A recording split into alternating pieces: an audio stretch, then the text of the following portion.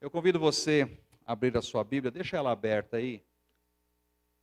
Nós vamos ler alguns textos da palavra,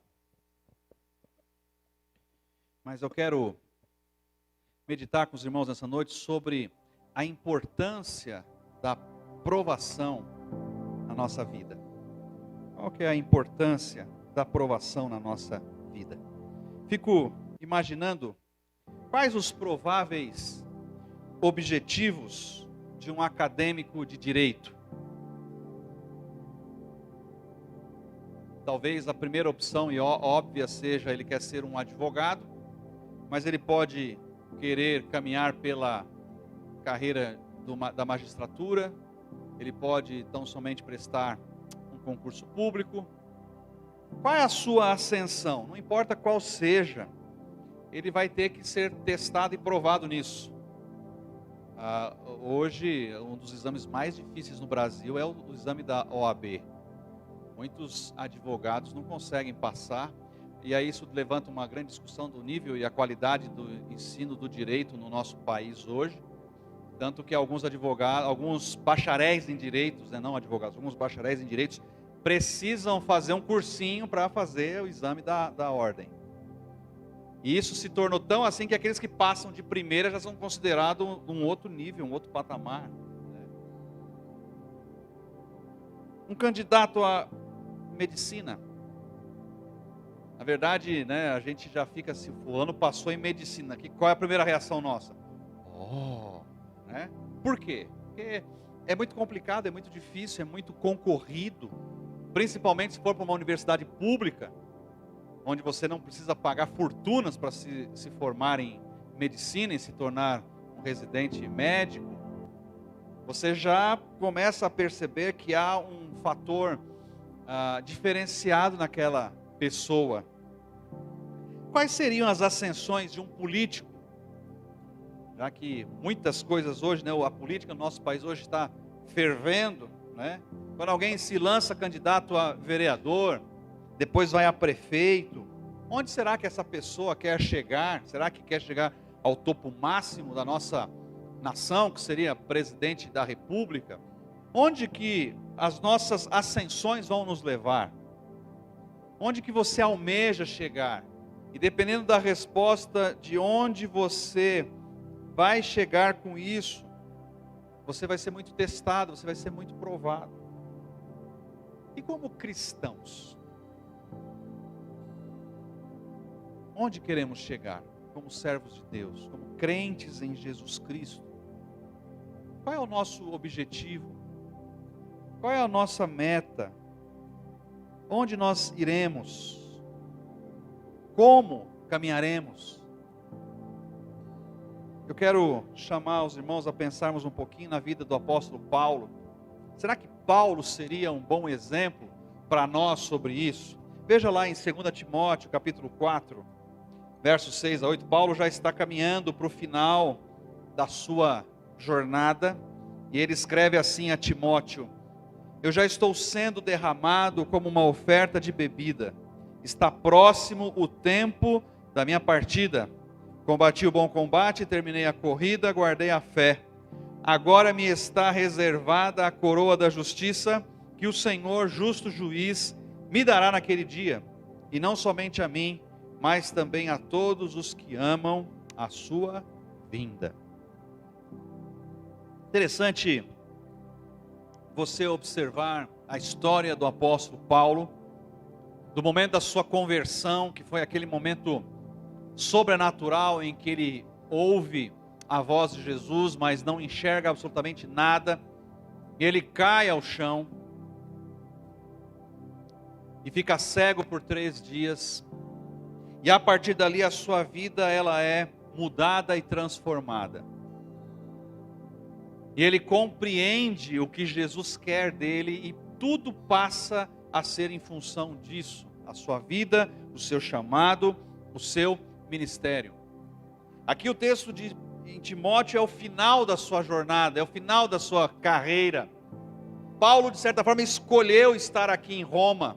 Paulo, de certa forma, assinou a sua sentença de morte.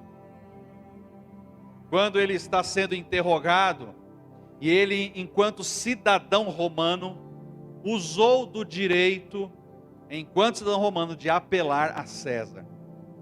Ele está diante de Herodes, de Félix, os governadores, e ele apela a César, e a fala que ele tem é o seguinte: olha, eu tinha autoridade para livrar você, eu tinha poder para livrar você, mas apelastes a César tu irás.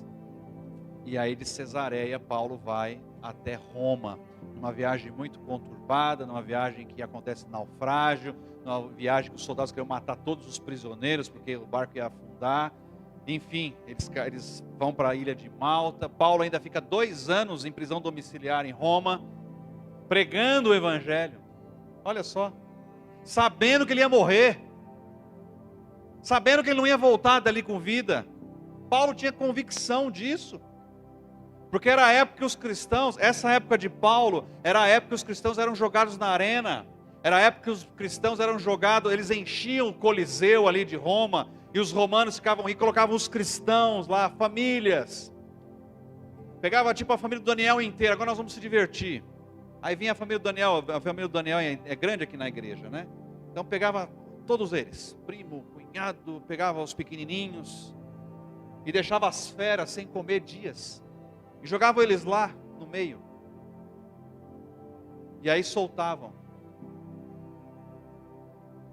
e aí os leões destroçavam os cristãos, e o povo aplaudia, dava risada. Aí vinha com outra turma. Isso quando Nero não queimou os cristãos vivos em avenidas para iluminar Roma. Pensa uma 14 de março, cristãos em postes de madeira intercalados, e no meio da noite mandou acender as piras com os cristãos morrendo, para ele poder passar para a pista ficar iluminada. Era essa a época de Paulo. Foi nessa época que ele apelou a Roma. Você acha que Paulo não tinha consciência que se eu apelar a Roma eu não volto vivo?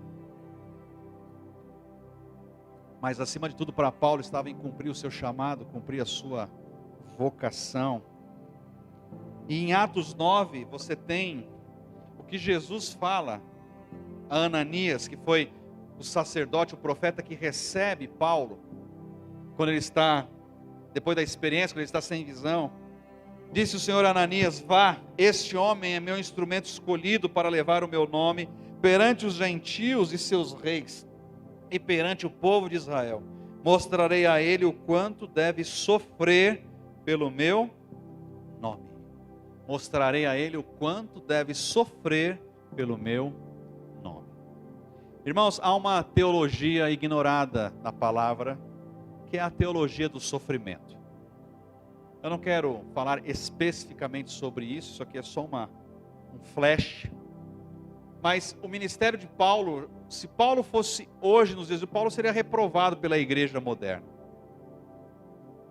O tanto que Paulo sofre, o tanto que Paulo, as perseguições, Paulo foi apedrejado. Em Coríntios, 2 Coríntios, ele vai dar uma lista das coisas que ele sofreu por amor ao evangelho. E hoje, do que você anda ouvindo por aí, isso é sinônimo de pecado, falta de fé. Eu estou lendo um livro muito interessante, em que o pastor provoca o leitor e diz assim, que hoje as pessoas são tentadas a avaliar a vida pela relação de fotos que você tem nas mídias sociais.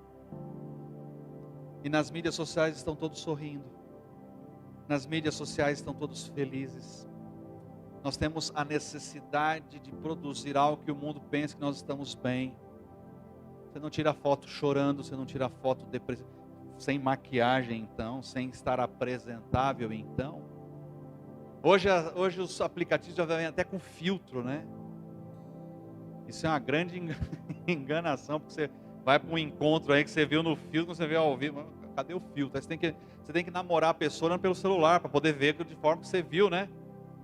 Hoje está tudo muito artificial, tudo muito mentiroso, tudo muito forçado, muito forjado. Paulo ele vai nos mostrar que há um pedacinho importante do sofrimento da nossa vida, e que antes da gente sair chutando balde, antes da gente sair como crianças mimadas, fazendo malcriação. Nós precisamos entender o que Deus tem para nós através do sofrimento, ou do porquê disso. Existem dois textos, um é do próprio Paulo, e o outro é de Tiago. Romanos 5, de 3 a 5, e Tiago 1, 2 a 4. Eu vou ler o texto, mas eles estão projetados aqui na frente, e vai ser colocado na tela aí de quem está na televisão, agora no YouTube, porque esses textos são muito similares, apesar de terem sido escritos por autores diferentes. Veja o que Paulo diz em Romanos 5, 3 a 5. Mas não só isso, mas também nos gloriamos nas tribulações, porque sabemos que a tribulação produz perseverança, e a perseverança, um caráter aprovado, e o caráter aprovado, esperança. E a esperança não nos decepciona, porque Deus derramou o seu amor em nossos corações, por meio do Espírito Santo que Ele nos concedeu. Agora, olha o que Tiago diz. Meus irmãos, considerem motivo de grande alegria o fato de passarem por diversas provações, pois vocês sabem que a prova da sua fé produz perseverança, e a perseverança deve ter ação completa, a fim de que vocês sejam maduros e íntegros, sem lhes faltar coisa alguma. Veja, eu estava vendo uma criancinha esses dias, um bebezinho.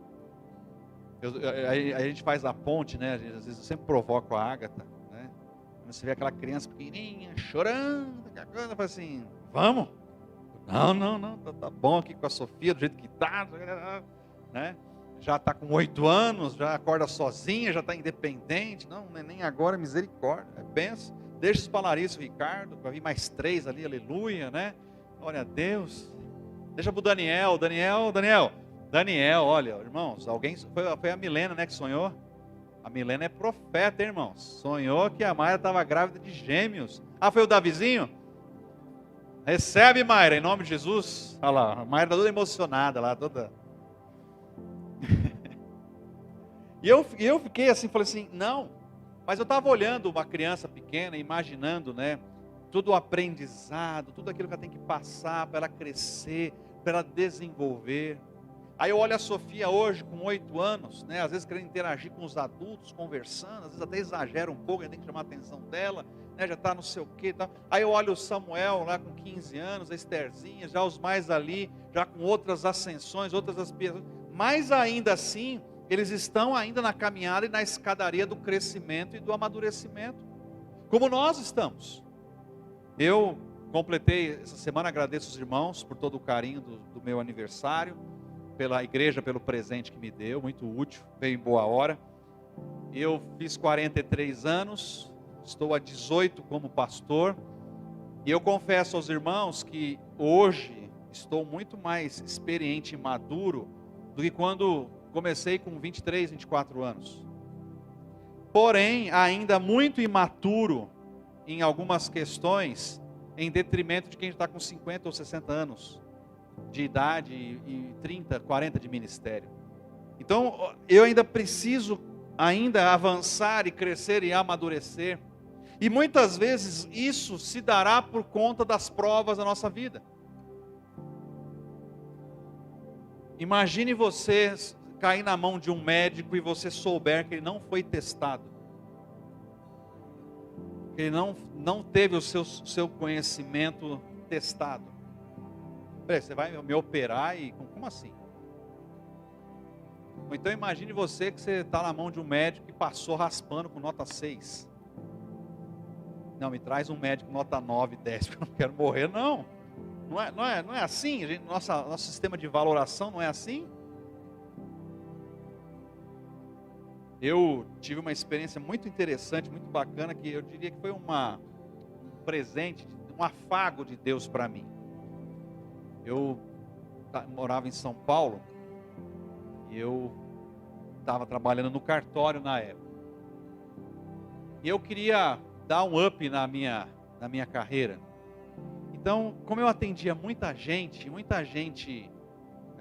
até mesmo graúda, vamos dizer assim, eu ficava de olho na ficha da pessoa, para ver se eu poderia, de repente, mandar um currículo, alguma coisa assim. E veio uma pessoa, eu fui atender um cliente que ele era gerente de vendas de uma grande empresa do ramo hospitalar, uma multinacional de São Paulo. E eu não tinha nada a perder, o procurei, né? E falei, posso deixar um currículo? Aí ele falou assim, você é da área comercial? Eu falei, sou. Ele falou assim, pode, não tem problema. Mas na verdade, o nosso processo seletivo não é nem para o currículo, nada disso.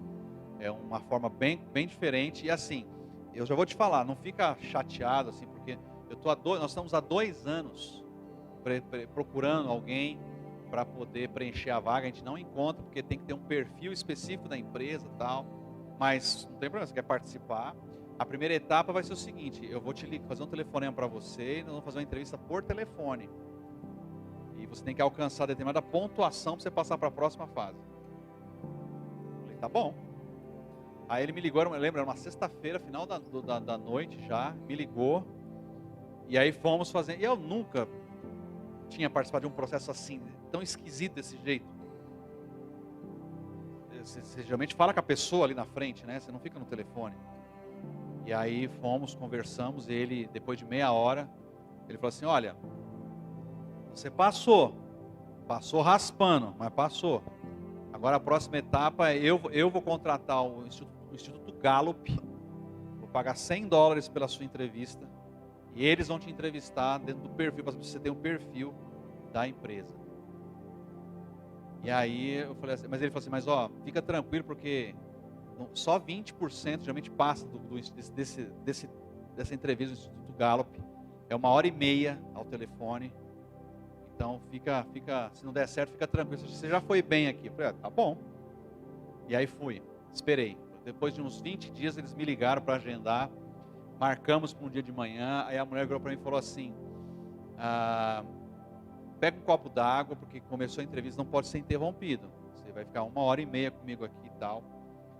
E eram perguntas assim, de processos gerenciais, de gestão e tal. E a única experiência que eu tinha era da igreja. O que eu fiz? Vou aplicar minha experiência na igreja para a resposta lá, né? Vou transformar o que eu sei fazer na igreja em linguagem empresarial. E aí eu fiz com a mulher e tal. É interessante que depois de 1h30 acabou a entrevista. Ela falou assim, senhor Lucas, acabou, pode relaxar e tal. Aí eu falei, que bom. Muita tensão você ficar 1h30 sem ver a pessoa e tal. Aí ela falou assim, posso fazer uma pergunta? Eu falei, pode. O senhor é cristão? Eu falei, por que você está perguntando isso? Porque eu percebi pelas suas respostas que eu acho que o senhor é cristão. Eu falei, eu sou pastor, sou da igreja batista. Eu também sou batista, da igreja do Morumbi. Aí já se identificou. E ela virou e falou assim, então o senhor aguarde, porque o resultado vai direto, o nome do homem era Sandro, vai direto para o Sandro, se o senhor foi aprovado ou não. E aí eu já tinha, desencanado, falei, nossa, um negócio tão rigoroso desse, tão não sei o que tal. Falei, deixa pra lá, né? E aí passou uma semana, eu recebo um e-mail dele, né? Quando eu vi lá que é Sandro fulano de tal, eu falei assim, é aqueles famosos e-mails, né? Obrigado por participar do nosso processo. E ele escreveu assim, você foi bem, você foi aprovado, vamos para a próxima etapa. Quase eu caí da cadeira, né? Quase eu caí da cadeira.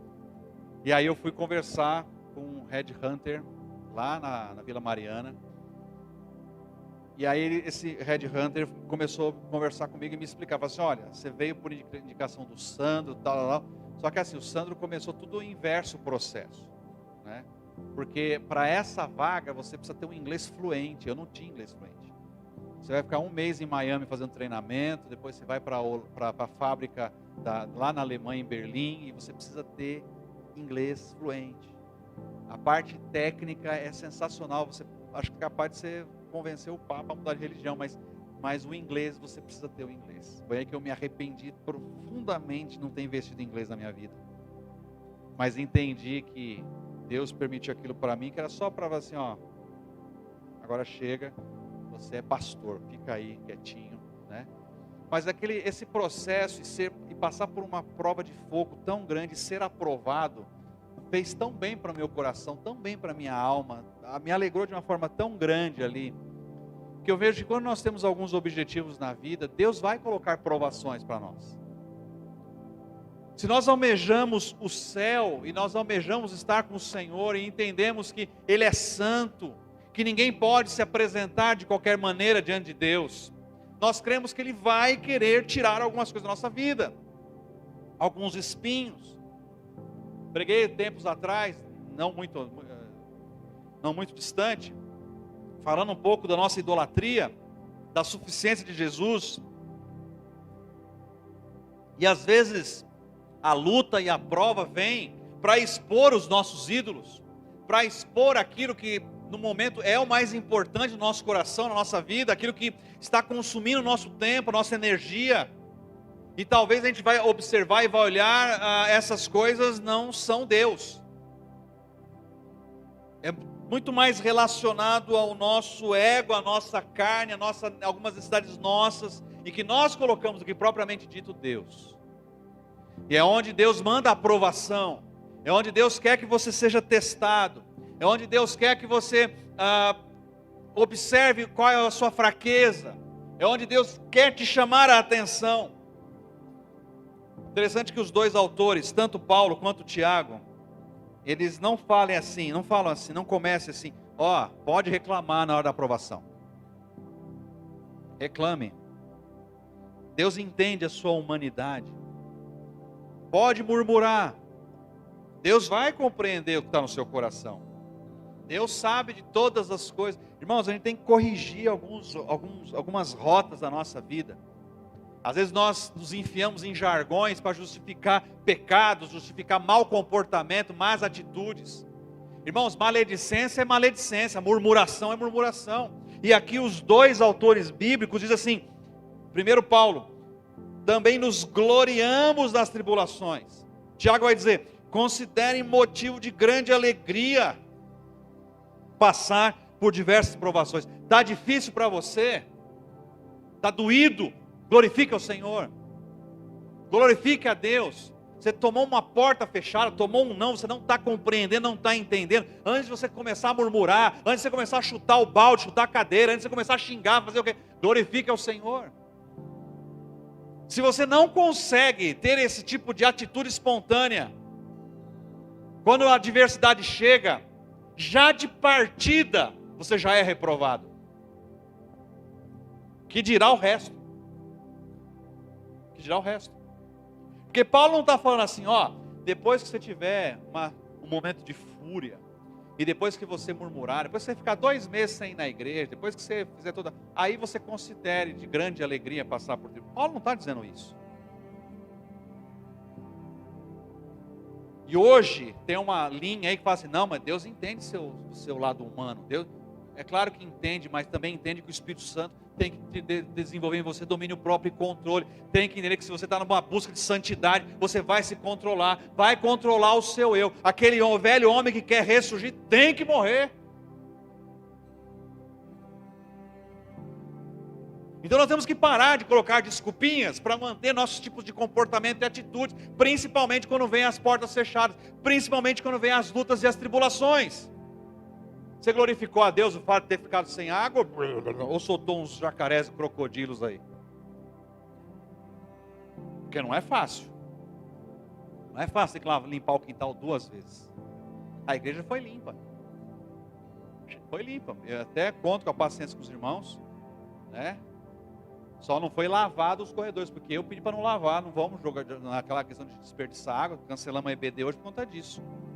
Chegamos aqui, já estava sujo de novo, o irmão Luiz César gentilmente foi e limpou, mas a Mayra tinha limpado isso aqui inteiro.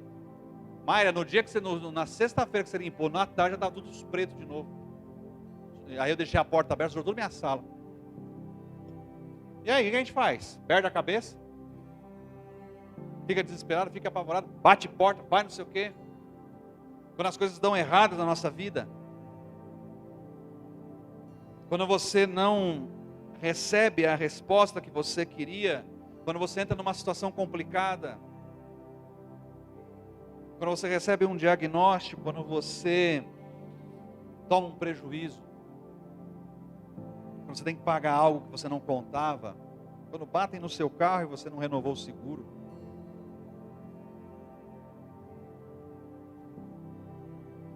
como a gente recebe aprovação? Porque você tem que entender é que é como se você tivesse que subir uma grande escadaria. E a informação da aprovação é só o primeiro degrau. E o desafio é receber com alegria. Porque todas as coisas cooperam para o bem daqueles que amam a Deus. E se Ele está dizendo que todas as coisas cooperam, todas são todas. E o que isso vai acontecer, e essa provação e essa tribulação, no cristão verdadeiro vai gerar perseverança.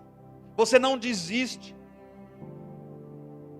É um dos fatores que eu vejo, um dos motivos desse coronavírus. Coronavírus, na verdade, é um pente fino que Deus está passando na igreja, para ver quem é e quem não é.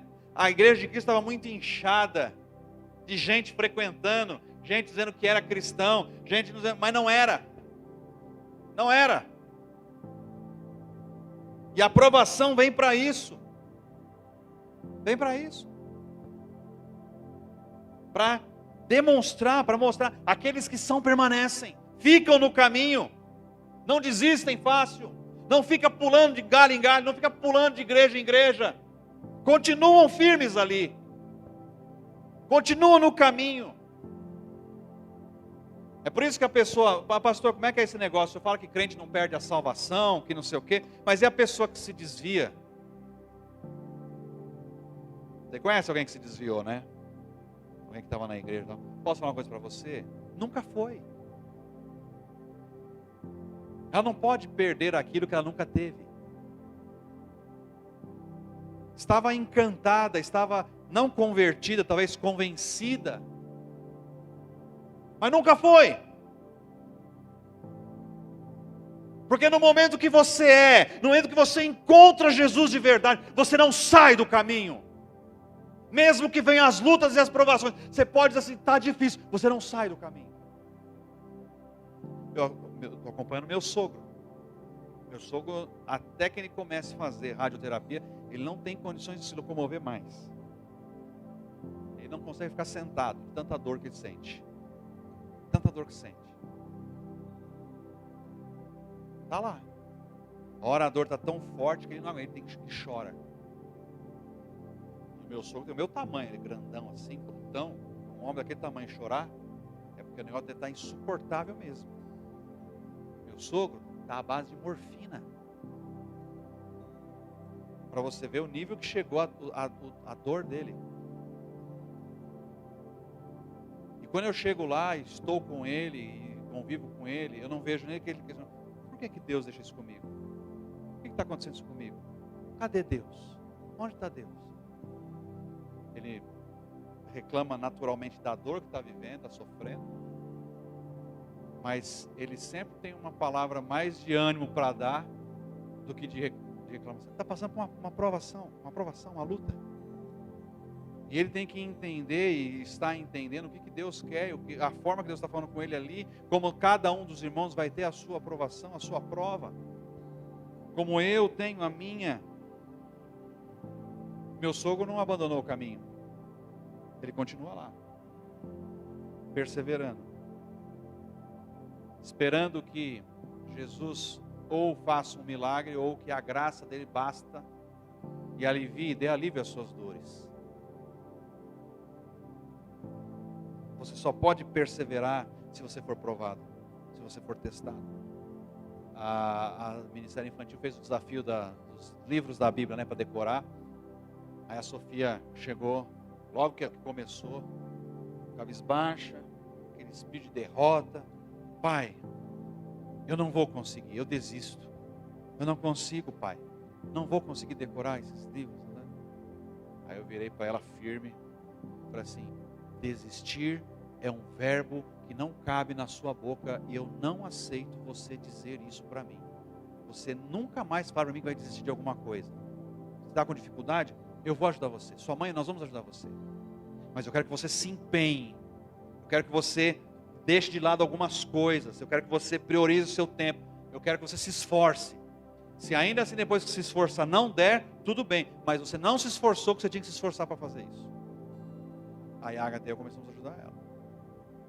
Começamos a ouvir a musiquinha junto. Fui lá, baixei na internet uns joguinhos lá que tinha para ajudar a decorar, para ir por outros caminhos. Só que eu dei um prazo para ela. Você tem até sábado para decorar esse negócio, senão o couro vai comer. Aí eu dei uma motivação extra, né? Um incentivo. Na sexta-feira tá tudo decorado. E fez o videozinho lá. Vamos, pai, fez o videozinho. E hoje, volto para a escola, aí eu começo.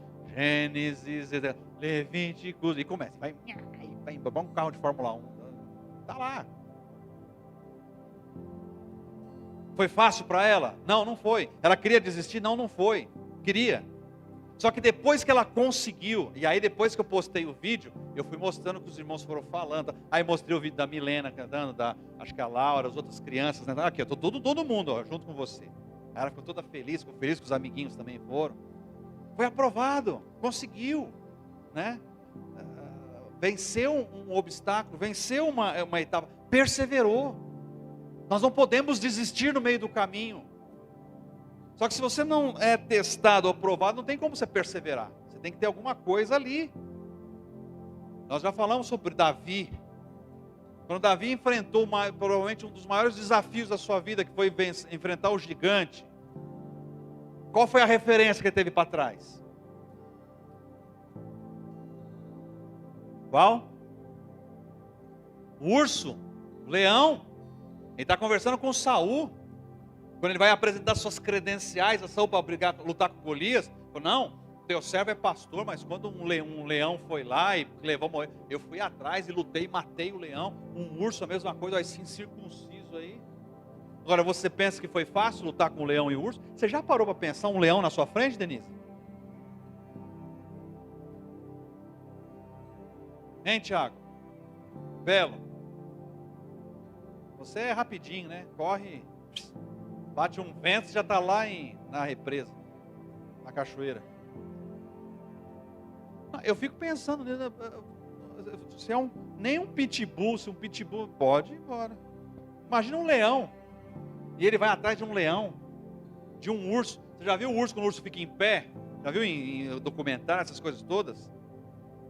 Se você vê um urso na sua direção, já pede para o senhor preparar a sua chave da mansão celestial, porque é terrível as histórias que a gente ouve. E Davi foi lá e enfrentou. Não foi fácil. Talvez saiu ferido, talvez saiu machucado, talvez teve medo, mas venceu. No Senhor ele venceu. E agora está diante de Golias. E a memória dele traz o quê? As provações anteriores. E que ele foi mais que vencedor. Então a nossa vida de provação é uma coleção de histórias e de experiências com Deus, que vai nos levando a postos maiores, de crescimento, de maturidade. E aqui Paulo vai dizer a questão de um caráter aprovado. A perseverança produz um caráter aprovado. E hoje nós estamos vivendo épocas em que isso não importa mais. Questão de caráter, de índole, né? Isso é um conjunto das suas crenças, dos seus valores, daquilo que você acredita, se você é confiável ou não, se a sua palavra tem credibilidade ou não. Como nós temos nos decepcionado com isso, não só no ambiente da igreja, mas de uma forma geral na sociedade. Se você quer ser encontrado, aprovado por Deus e ter o seu caráter irrepreensível, vai ter que passar por provação, vai ter que passar por luta. E tudo isso gera maturidade. Olha o que Tiago diz: e a perseverança deve ter ação completa, a fim de que vocês sejam maduros e íntegros. Olha a questão da integridade de Tiago somada ao caráter aprovado de Paulo. Então, se você está passando nesse momento por um período de prova, de luta, de dificuldade, o resultado final tem que ser esse, que o último é a esperança. Vai gerar em nós a esperança. Esperança que não nos decepciona, diz Paulo em Romanos, porque Deus derramou o seu amor em nossos corações por meio do Espírito Santo que Ele nos concedeu. A pior coisa que uma pessoa pode ter é a desesperança. Nós estamos vivendo o Setembro Amarelo, campanha contra o suicídio. que você acha que leva uma pessoa a cometer suicídio? E interessante que a pessoa que comete suicídio hoje postou uma foto sorrindo na rede social ontem. Por que que ela não tem mais esperança em viver? Por que que nada mais para ela faz sentido? Paulo escrevendo ainda a Timóteo, diz assim: procure apresentar-se a Deus aprovado, como obreiro que não tem do que se envergonhar, que maneja corretamente a palavra da verdade. Se apresentar a Deus aprovado é vencer todas as tribulações, é vencer essas provações. E muitas vezes o Senhor vai colocar adversidades no nosso caminho, vai colocar portas fechadas, vai colocar pessoas intragáveis na nossa vida. Às vezes aparece alguém intragável, entojado, às vezes a pessoa ali que você está cheirando enxofre, que acabou de sair do inferno essa pessoa, não é possível. É uma aprovação encarnada? É. E aí, vai ser reprovado já de cara? Pode ser um chefe, pode ser quem for. Pode ser um colega de trabalho, pode ser um espinho na carne, não importa. E aí, como vai ser isso? Como que você vai se relacionar com isso? Como que você vai se comportar diante disso? Porque Deus está lá só olhando na prancheta. Ih, foi reprovado. Tem que mandar outro. Ih, foi reprovado. Pé, reprovado. Pé. Como assim? Está na hora de a gente começar a mudar a forma que a gente olha as adversidades, as lutas, as provas da nossa vida. Começar em primeiro lugar a glorificar a Deus. O saudoso irmão Lázaro tinha uma música, né? Vou passando pela prova dando glória a Deus, não é isso? Vou passando pela prova dando glória a Deus, glória a Deus. Nossa tendência mesmo é murmurar, é reclamar, é vitimizar, é chamar atenção para nós, é aquela coisa de comiseração. Larga disso, irmão, sai fora. Está difícil, glorifica a Deus.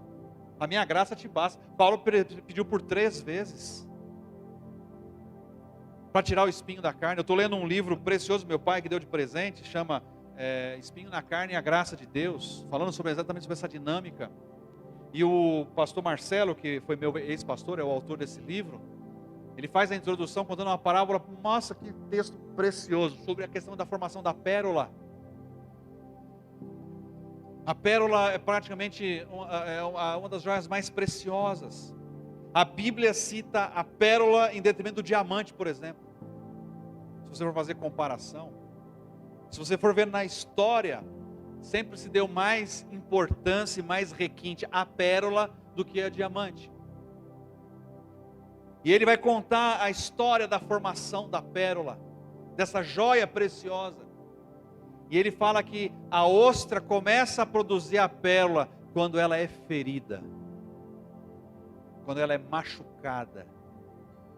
Aí, uma forma de se defender, ela se fecha e ali começa a produção da pérola. E ali onde está a pérola é protegida, dá o nome lá que eu não vou saber dizer. Mas sem uma ferida não há pérola. Sem um machucado não há pérola. Você está machucado, você está ferido, você está passando por luta e provação, acredite, você está em formação de ser uma pérola preciosa para o Senhor. Então glorifique a Deus. Derrame a sua humanidade diante dele. Senhor, dói demais isso, mas eu glorifico ao Senhor, porque o Senhor tem propósito na minha vida. Me ajude a ser aprovado nessa aprovação. Eu quero ser aprovado. Eu identifico e eu entendo, porque para mim só importa receber a sua aprovação. Eu não quero ser aplaudido pelos homens. Uma vez um pastor comentou: de que adianta ser aplaudido pelos homens e reprovado por Deus? Eu prefiro ser reprovado por todos os homens, mas aplaudido por Deus. É tempo de nós nos colocarmos diante do Senhor sobre aquilo que nós vivemos e passamos. Porque, irmãos, vida sem sofrimento é só no céu.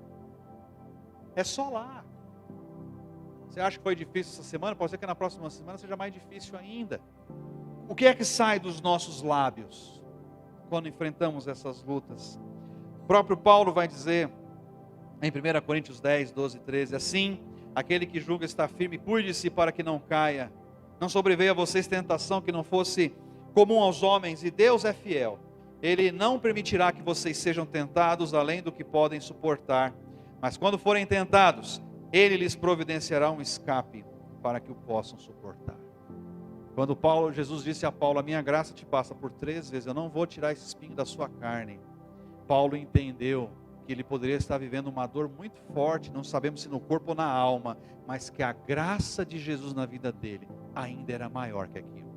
A experiência de ter experiência com Jesus, de suportar aquilo, era maior do que o próprio espinho. Porque não importa o espinho que você esteja vivendo, não importa o espinho que está na sua carne, a graça de Jesus sempre será maior do que qualquer coisa que você possa estar vivendo. A provisão, o cuidado do Senhor, as verdades por trás das suas promessas sempre vão valer. Ele não mente, não é homem para mentir, diz a palavra do Senhor. Eu quero encerrar essa palavra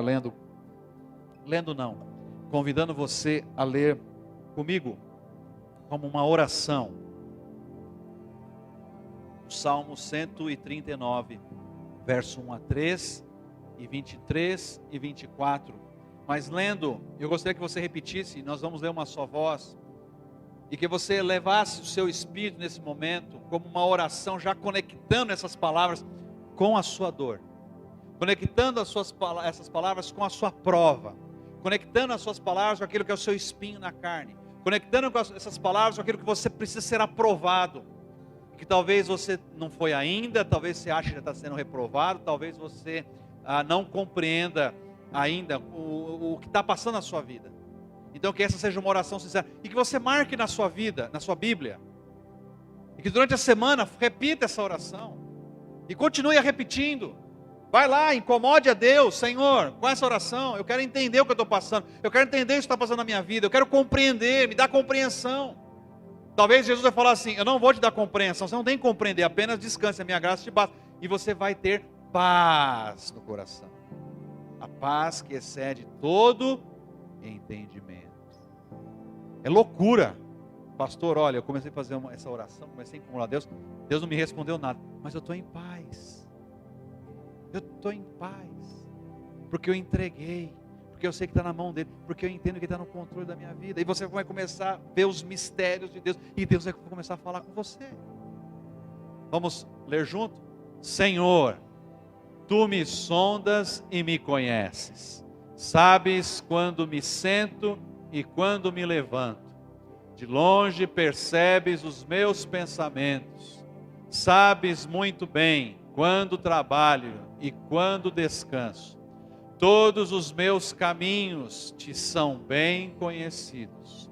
Sonda-me, ó Deus, e conhece o meu coração. Prova-me e conhece as minhas inquietações. Vê se em minha conduta algo que te ofende e dirige-me pelo caminho eterno. Amém. Glória a Deus. E ainda vou te fazer um desafio. Em algum momento dessa semana, pegue esse texto, sozinho, e depois que você fizer esta oração, feche os olhos e fique em silêncio na presença de Deus. Silêncio. É por isso que eu não gosto de Bíblia no celular. Não é eu sou xarope, não sou antigo, não é isso não. Mas a Bíblia no celular não dá para você ficar em silêncio. Porque mesmo que você desligue dados móveis, põe em modo avião, sempre algum aplicativo vai disparar alguma coisa que está programado, alguma coisa, alguma notificação, sempre vem. E é onde o diabo vem e rouba, às vezes, o que Deus vai falar com você. Então, pega a Bíblia mesmo. Mas se não tem, vai, não tem problema. Mas garanta o silêncio. Feche os olhos, fique em silêncio, gaste um tempo meditando. Deixa Deus falar com você. Obrigado, Senhor, pela sua palavra. Obrigado pelas provações em nossas vidas. A começar de mim, que eu seja achado aprovado pelo Senhor. Que eu possa glorificar a Ti nas provas que o Senhor tem permitido eu passar. Obrigado porque eu tenho visto a Tua presença nas minhas provações. Eu tenho visto que realmente a Tua graça me basta. Coisas que eu não entendo, não compreendo. Mas eu sei que o Senhor é Deus e que todas as coisas cooperam para o meu bem, porque eu amo ao Senhor. Que os meus irmãos também consigam ter essa perspectiva, que nós consigamos ter essa perspectiva para a honra e para a glória do teu nome. Oramos assim no nome de Jesus. Amém. Que Deus te abençoe, meu irmão. Que te dê forças a vencer as provações. Agora, algo que pode te ajudar é você compartilhar. Encontre alguém da sua confiança, encontre alguém que você possa dividir a sua carga, dividir a sua luta, alguém que você entenda ser uma pessoa íntegra, idônea, que possa caminhar com você, uma pessoa de oração. Compartilhe. Às vezes o simples fato de falar ajuda a gente saber que tem mais alguém que está orando conosco ali. Que o Senhor nos abençoe. Vamos cantar, vamos encerrar o nosso culto.